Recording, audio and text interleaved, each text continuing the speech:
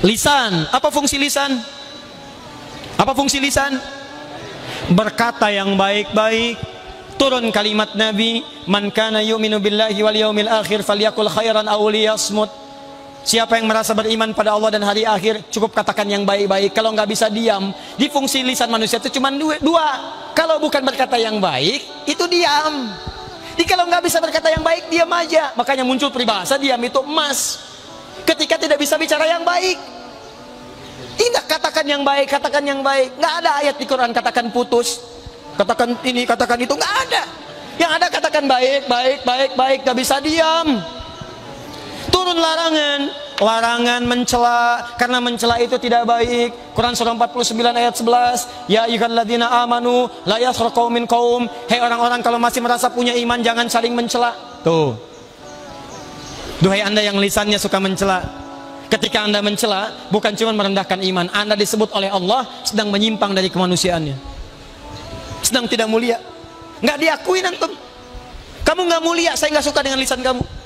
Apalagi anda ngaji, baca Quran, baca hadis, belajar, tapi lisannya masih selang mencela orang lain, menghina orang lain. Ada yang salah antum dengan lisannya. La yaghtab ba'dukum ba'da, jangan bergibah, jangan gosip. Kalau sedang gosip, sedang merendahkan kemuliaan antum di hadapan Allah Subhanahu wa taala. Saya tidak, Ustaz, saya akan jaga lisan saya ini bagus. Tidak seperti ibu itu tuh, Ustaz, dia tuh jarang sekali jaga lisannya. Sama. Oh, hati-hati. Ada seorang perempuan di masa Nabi, rajin sholat, rajin puasa, diadukan oleh tetangganya kepada Nabi. Kata Nabi, hiya finnar, kalau tidak tobat tempatnya di neraka.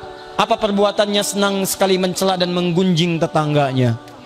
Ingat-ingat, setiap ada yang menggunjing satu orang, maka memindahkan pahala kepada orang yang dimaksudkan.